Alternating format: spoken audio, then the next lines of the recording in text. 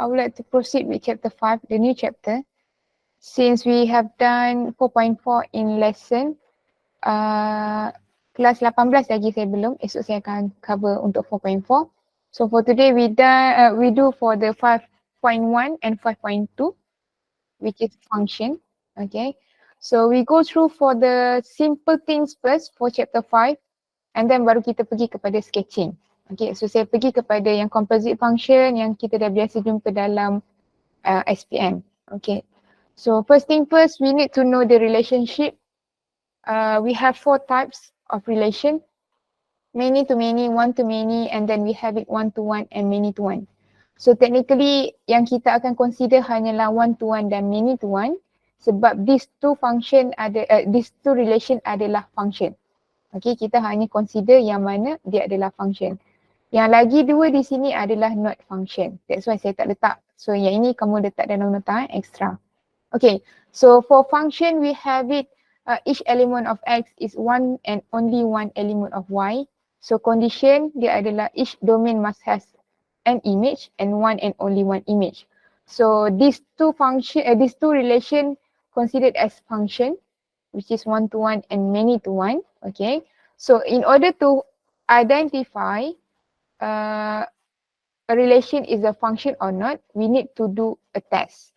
So kita panggil test dia adalah vertical line test. Okay, so macam mana nak tahu dia adalah function ataupun tidak? We need to do vertical line test. Okay, vertical line test is mean you have to come out ataupun we have to draw a vertical line test. The vertical line test which is like this. Okay, vertical like this. Okay, so we have it. Ini adalah X equal to H. Okay, kita akan draw this line on your graph. Okay, so if you have one intersection point, it means it's a function. Kalau we have more than one, it's not a function. Okay, so if you can see here, we have three graph. So we will do vertical line test. So kita akan buat vertical line test here.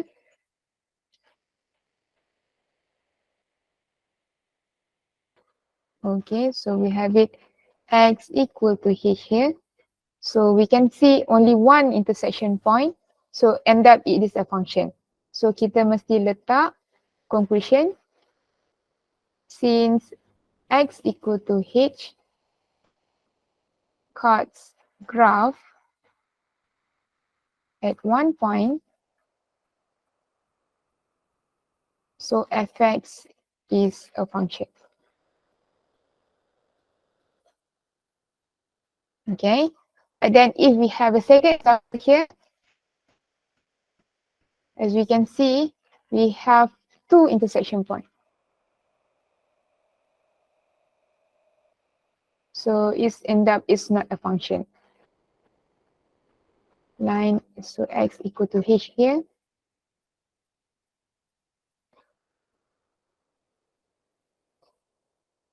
At 2 points, so fx is not a function.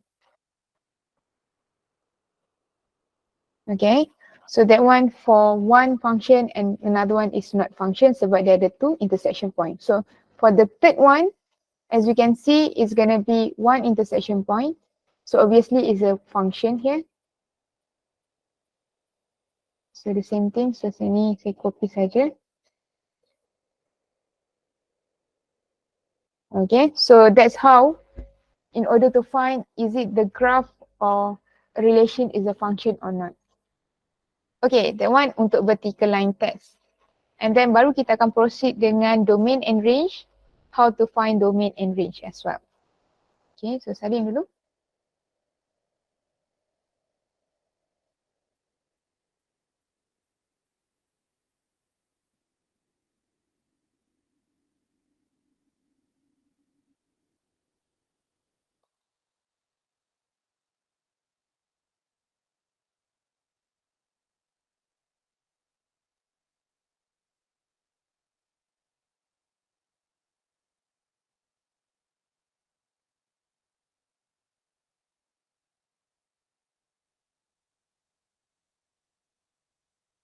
Okay, so next we go through for domain and range.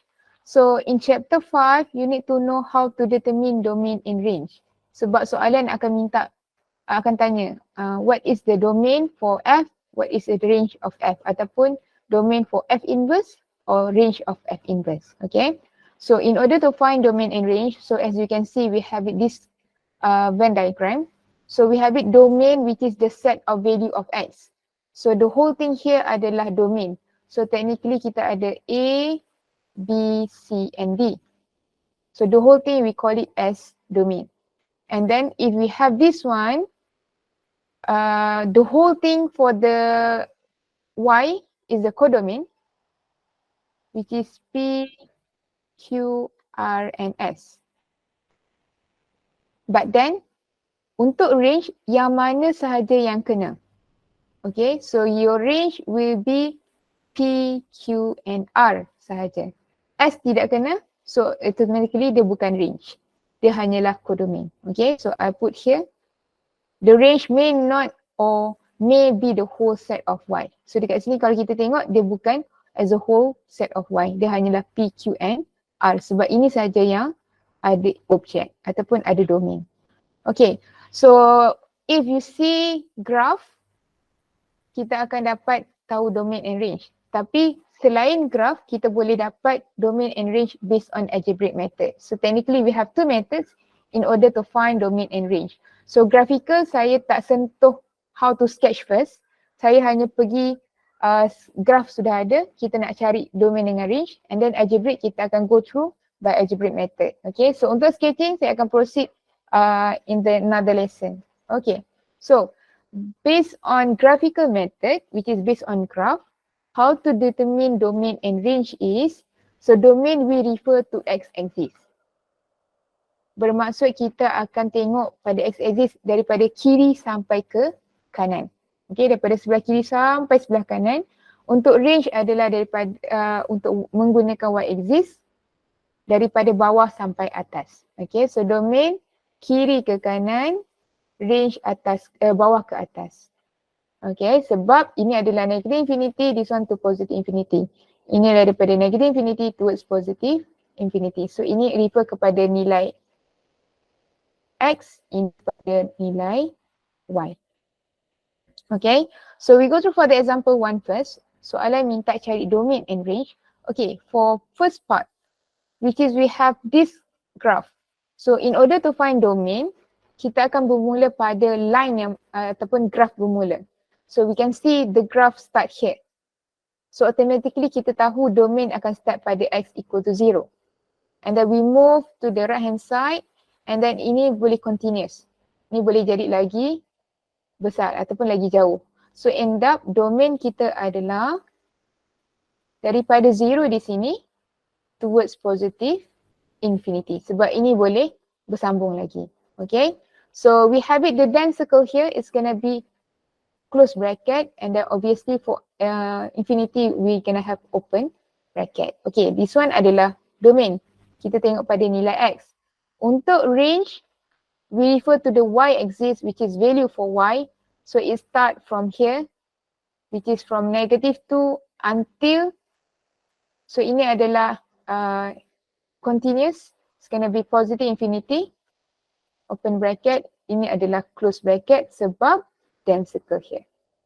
Okay, so domain kita refer kepada x-axis, range kita refer kepada y-axis.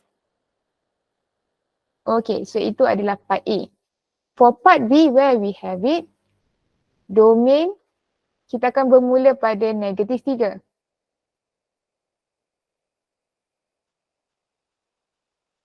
-3, and then dia akan sambung sehingga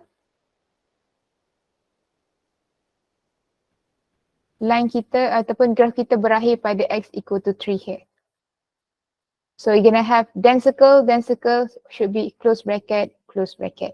Okay, itu adalah range, domain. For the range, daripada line yang ini, which is y equal to 0, kita akan move ke atas dan dia stop pada y equal to 3. So we can have 0 to 3, close bracket as well. Okay, so dia ibarat kalau nak senang kita movekan pembaris. So pembaris daripada sini and then kita move, dia berakhir pada x equal to 3.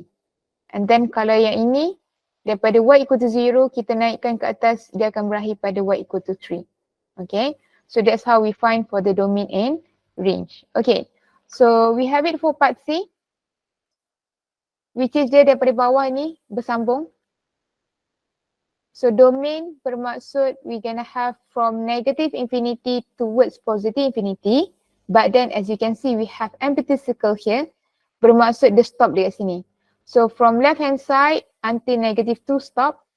And then sambung balik daripada negative 2 sampai positive infinity. So gonna be negative infinity towards to negative 2 open bracket. Union to negative 2 to positive infinity. Okay, itu adalah domain. For the range, daripada bawah, it's going to be negative infinity towards up until 4. Sebab graf berakhir pada 4. Y equal to 4. But then, we have it empty circle here. So your 4 should be open bracket.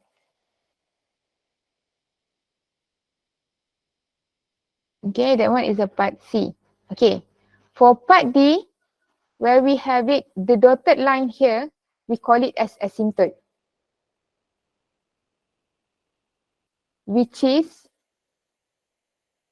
the line or the graph cannot cross the dotted line. Graf kamu tak boleh melimpasi dotted line ni. Okay. So dia hanya boleh menghampiri sahaja. Approaching towards the dotted line. Okay. So it's mean your domain from negative infinity we move until 2. So negative infinity until 2 is going to be open bracket sebab dia tak boleh on the dot pada dotted line. And then we start again from 2 towards positive infinity. And then we have it for the range as well. Daripada negative infinity, daripada bawah sehingga negative 2. And then daripada negative 2 kita sambung balik kepada positive infinity.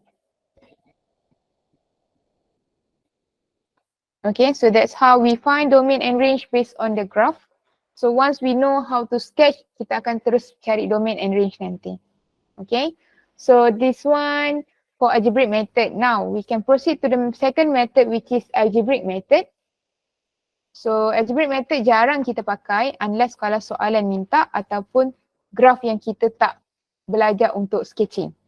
Okay, ingat algebraic method jarang kita pakai untuk cari domain dengan range unless state on the question or function yang kita tak boleh nak sketch. Memang kita akan pakai algebraic method. Okay. Alright, so we move to method 2. Algebraic method here.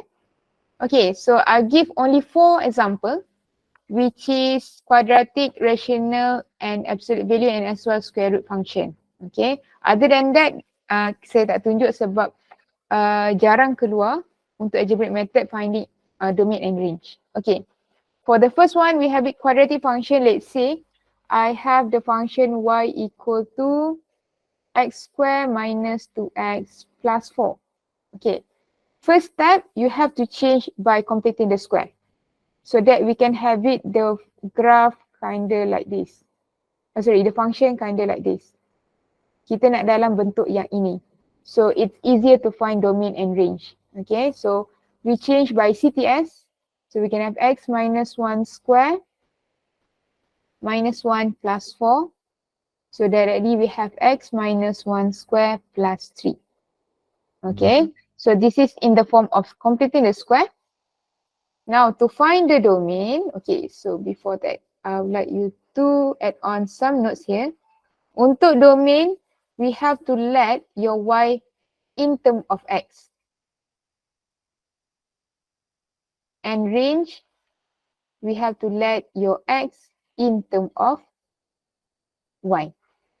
Okay, so y sebagai subjek in term of x sebagai subjek in term of y. Okay, so for domain, we're going to have y equal to x minus 1 square plus 3. So for this one, you have to know the concept of quadratic. It's going to be y is defined for all x element of real number. Okay, based on this statement, we can have it your domain will be from negative infinity towards positive infinity. Sebab kita tahu graf dia seperti ini. So dia nilai y to define for all x. Daripada negative infinity towards positive infinity. Okay. So next one adalah range, which is we have to make it your x as a subject. So rearrange balik. So y equal to x minus 1 square plus 3. So I leave it the x minus 1 square as a subject. So we can have y minus 3. So whenever we have square function, automatically everything should be positive function. Okay. So since x minus 1 square always and equal to 0, always greater than 0, okay. Sebab bila square, mesti dia jadi positive number. So that's why we have it greater and equal to 0. So we have it subject dia adalah x minus 1 square here. So kamu boleh replace x minus 1 square di sini dengan y minus 3. So we can have y minus 3 greater and equal 0. So y greater and equal to 3. So technically your range will be equal to 3 towards positive infinity, then circle ataupun square bracket, open bracket. Sebab di sini ada equal sign. Okay. So ini konsep untuk square. Any number yang square should be always positive. So sebabkan subjek dia adalah x minus 1 square sama dengan y minus 3, we can replace this thing with y minus 3. So rearrange to make it the y as a subject. So end up range kita adalah 3 towards positive infinity, and then we have square bracket here. Okay, so that one is a quadratic function. So the next one we move to rational function ataupun reciprocal. So basic concept dia adalah a over x plus h plus k. Okay, so let's say I have your function which is y equal to 2 over x minus 1 plus 3. Okay, so as we know that bila ada fraction, bahagian denominator tak boleh sama dengan 0. So since we know that this one cannot equal to 0, we can have it x minus 1 is not equal to 0. So x cannot be equal to 1. So kita dah tahu dah domain dengan this part, bermaksud kita akan excludekan satu daripada domain. So it's going to be domain equal to negative infinity to positive 1, union to 1 to positive infinity.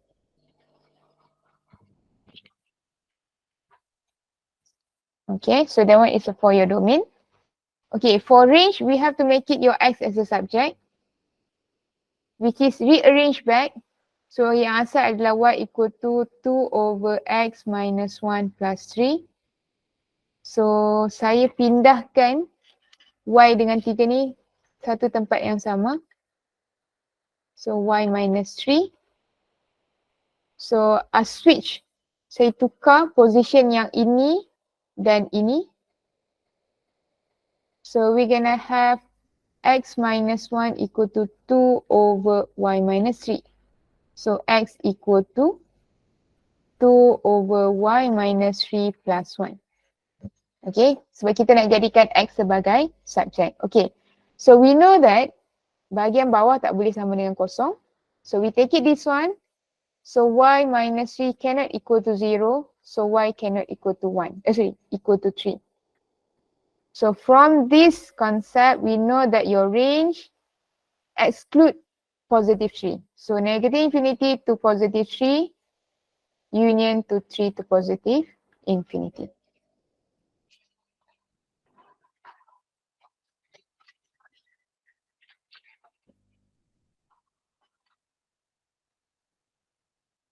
Okay, are you good? Are you with me? Yes, miss. Okay. Yang lain okay? Yes. Yeah, miss. Okay, so we proceed to the next one, which is absolute value function, which is kita lebih kenal dia dengan modulus. Okay. So we have it, the basic function adalah A modulus X plus H plus K. So let's say I have the function which is Y equal to modulus X plus 2 minus 1. Okay, for domain, dia sama juga dengan quadratic, which is Y is defined for all X element of real number. So technically we know that your domain will be equal to negative infinity to positive infinity. Okay. For range, we have to make it your modulus as a single subject. So rearrange there. So we can have modulus X plus 2 equal to Y minus 1. So we know that modulus always positive. So we can have Y minus 1 greater or equal to 0, which is we replace this one with Y minus 1. So technically we have it Y greater or equal to 1. So from this one we know your range will be 1 to positive infinity, then square bracket and open bracket.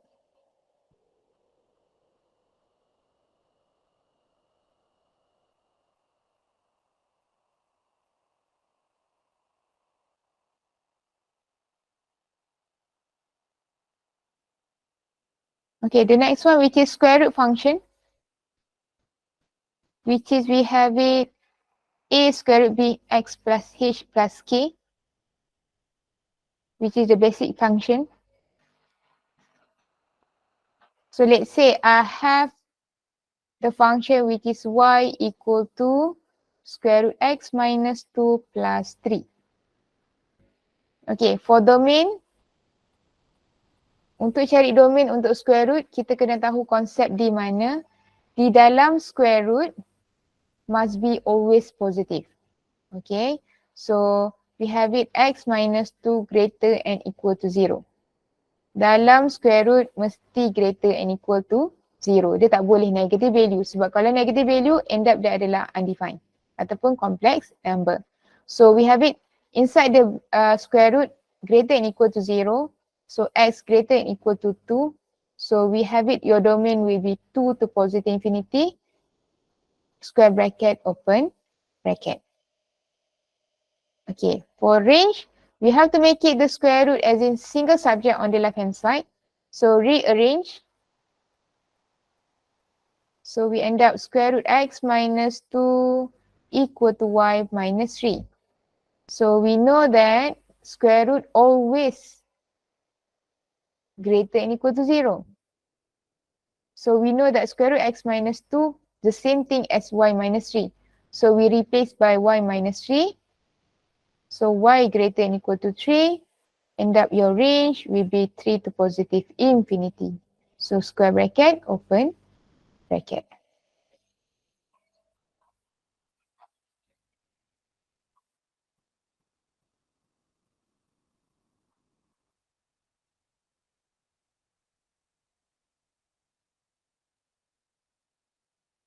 Okay, so we done 5.1, which is function and finding domain and range based on graphical and algebraic method. Now we can proceed to the 5.2, which is composite function.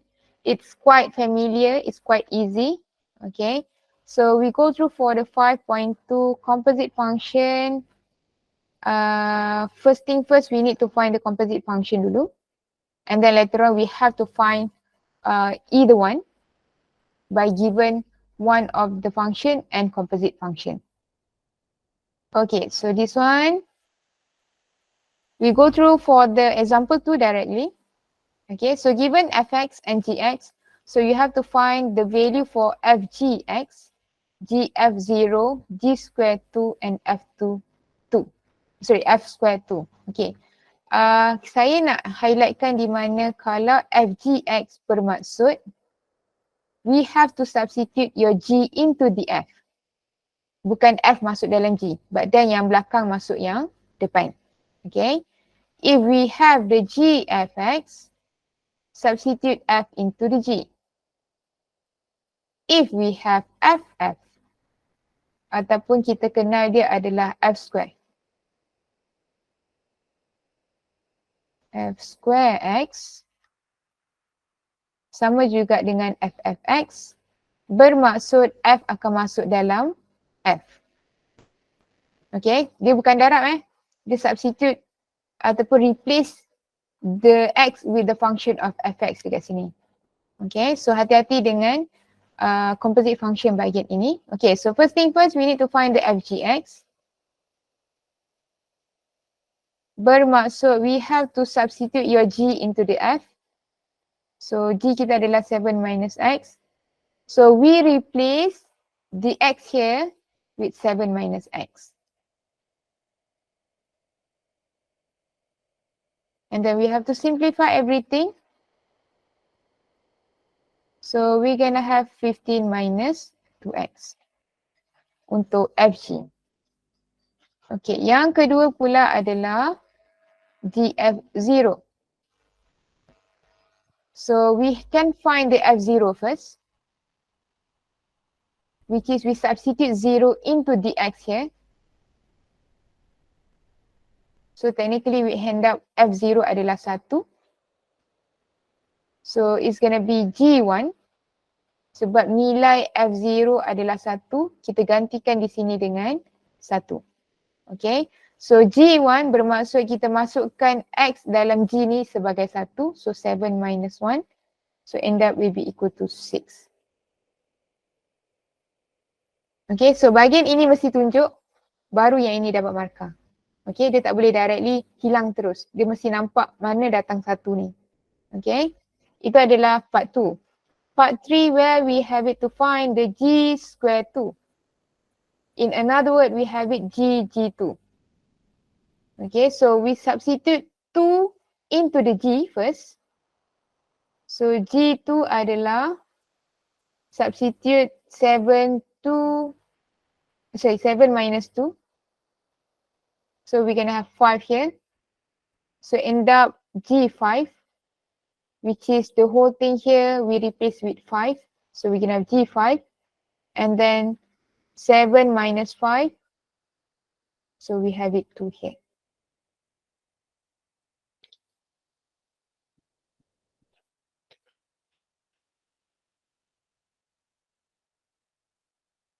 Okay, itu adalah part 3. Part 4, which is we need to find the F2's 2. So the same thing, F2. We find the F2 and then we substitute into the F. So F2 adalah 2 times 2 plus 1, which is 5.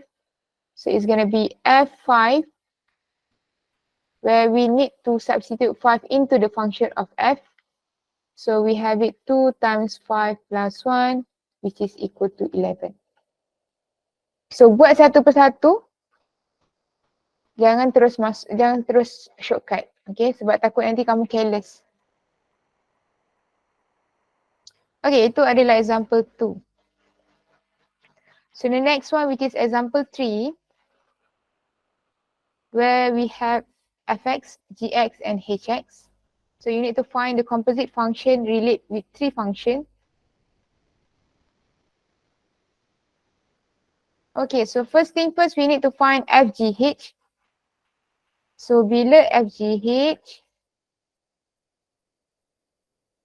so you need to find the gh first. Okay, so gh kita adalah, kita masukkan h ke dalam g. So substitute the h, which is 1 over x minus 1 into the g. So we have it 1 over square root 1 over x minus 1 plus 1. So simplify inside the square root here. So we're gonna have 1 plus x minus 1, the whole thing divided by x minus 1, which is our balance up denominator inside the square root here. So technically we end up with 1 over square root 1 x over x minus 1. Okay, So kalau kita tengok dekat sini, dia sama juga dengan 1 over square root x over square root x minus 1. So this one we can bring up. So it's gonna be equal to square root x over square root x minus 1. Sorry, should be the other way around, right? X minus 1 over square root x minus 1 over square root x. Okay, that one is your GH. But then we have to substitute this one into your F.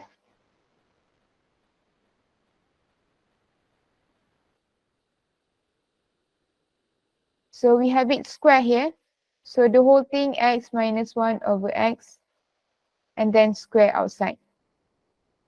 So bila square at the outside, literally we have it square root hilang. So yang tinggal adalah x minus 1 over x.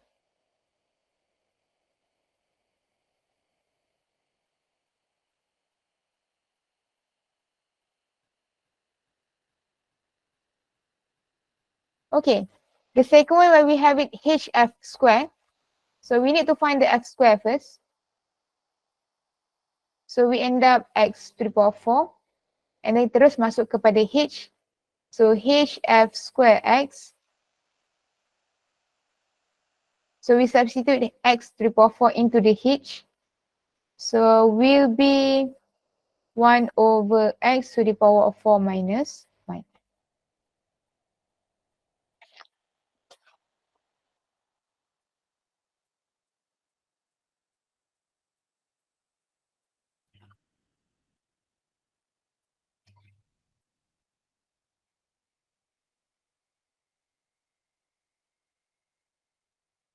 Okay, shall we proceed? Yes, miss. Okay. Alright, so we proceed to the next one, which is we need to find either one function by given one function and composite function. Okay, so kita akan cari salah satu function yang tiada dengan diberi satu function dan juga composite function. Okay, so based on these two, we have it two cases. So yang diberi composite function adalah fgx. Okay, so untuk case 1, given is f, yang diberi adalah pada bahagian depan. So kamu kena cari bahagian belakang. So in order to find the function at the back, you have to substitute gx into the fx. Okay, kalau second case, we have it given composite and gx. Yang diberi adalah function di belakang. Yang kita nak cari adalah function di depan. You have to let gx equal to u. Okay, so we need to know the concept in order to find correct way one of the function. Okay, so kita identify dulu case by case. So example 4. So we need to find the fx by given the composite function and gx. Okay, kalau kita tengok dekat sini, function yang diberi di depan ke yang belakang? Depan ni. Depan. So ini yang diberi adalah di depan. Kamu nak cari pada bahagian belakang. So dia jatuh pada case 1. Okay, where we need to substitute your x as in fx. Okay, so kita ada gfx. Gfx adalah, so kita akan masukkan x di sini dengan variable fx. Gantikan dengan fx. So dia akan end up dengan square root of fx minus 1. Okay. And then kita tahu gfx adalah composite dia adalah x plus 2. So kita akan compare dengan x plus 2. Okay. So kita akan square both side untuk hilangkan square root. So we're gonna have fx minus 1 equal to x plus 2. So make it the fx as the subject. So this one we bring to this side, we're gonna have x plus. Should be x square here. Okay. So x square plus 1.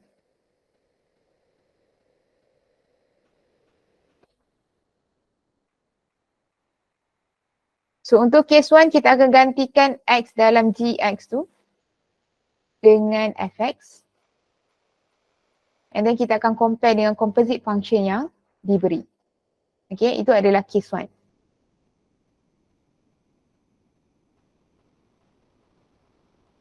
Kalau saya tulis let x equal to fx sub into gx. And then compare gfx with composite function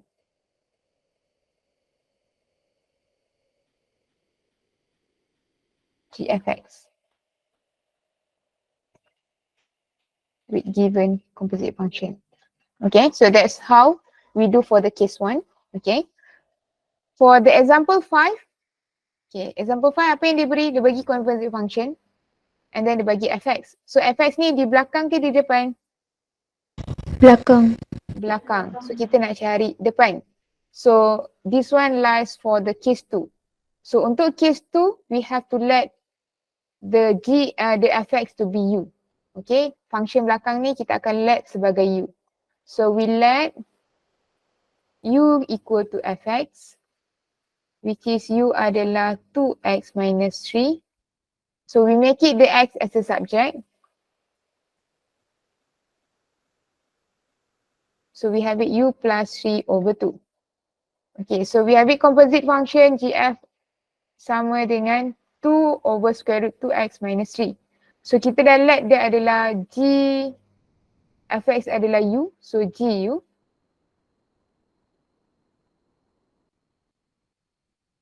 Okay, so we substitute your x here with this whole thing. So we're going to have 2 over square root 2 times u plus 3 over 2 minus 3. So bahagian bawah tinggal apa? 2 and 2 cancel out. U plus 3 minus 3. So yang tinggal pada bahagian bawah adalah U. u, square root u. Okay, but then soalan minta cari gx. You have to bring in back the x. So u di sini kita gantikan dia sebagai x.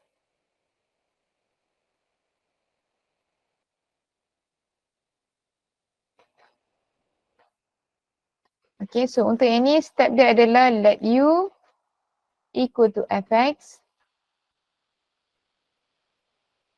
Make x as a subject in term of u.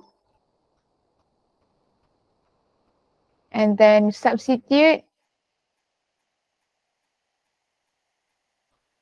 the x in term of u in your gfx. Okay. So itu adalah untuk case 2. Okay, example 6. Okay, example 6 kita identify dulu the case apa? Example 6. Diberi composite function and then given gx. Gx lies on at the back. So kita nak cari di belakang depan. So automatically dia adalah case 2.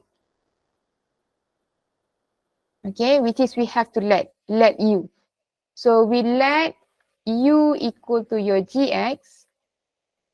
So u equal to 2x minus 1. Make it x as a subject.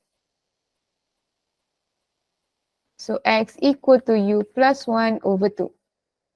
Okay, and then we substitute into the composite function. So composite function yang diberi adalah 3x plus 5. So kita dah let u equal to gx, bermaksud gx di sini akan ganti sebagai u. So we're going to have fu. So 3 u plus 1 over 2 plus 5. So once we let this one as a u, dalam pun mesti dalam semua bentuk dalam variable u. Dia tak boleh ada variable x lagi. Okay. So kita dekat sini adalah U, dalam pun mesti U. So end up will be 3U plus 3 plus 10 over 2. So it's going to be 3U plus 13 over 2. So subjek kita adalah FU. But then we need to find the FX. So replace U to be X. So FX equal to 3X plus 13 over 2.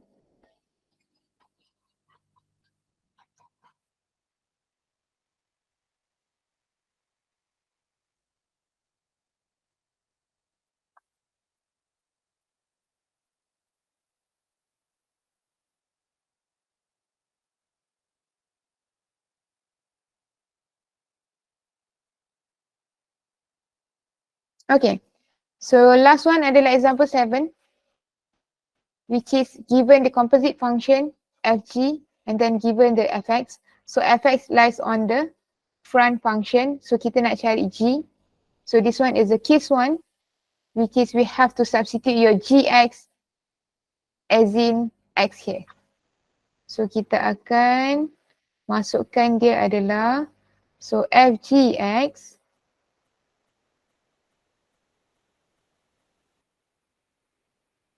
so we can have 8 over gx. So kita akan compare dengan composite function yang dia beri. So fgx ataupun saya buat teruskan. So 8 over gx equal to 4 over x minus 3. So rearrange so that your gx as a subject. So end up 4 gx equal to 8 times x minus 3. So gx equal to 8x minus 3 over 4. So we can have 2x minus 3.